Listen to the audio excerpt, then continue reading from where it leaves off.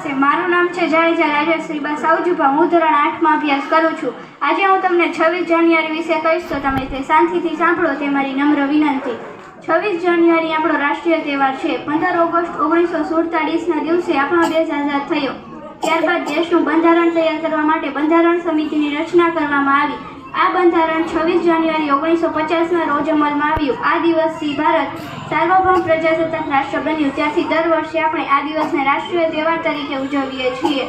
26 જાન્યુઆરીના દિવસે સવારે શાળાઓમાં અને સરકારી કચેરીઓમાં ધ્વજવંદન કરવામાં આવે છે। રાષ્ટ્રધ્વજને સલામી આપવામાં આવે છે અને રાષ્ટ્રગીત ગવાય છે। દિલ્હી લશ્કરી વાહનો સાથે લશ્કરની ત્રણેય પાંખોની પરેડ થાય છે। તેમાં જુદા જુદા રાજ્યોના વિકાસની તેમજ સાંસ્કૃતિક ઝાંખીઓ બતાવવામાં આવે છે।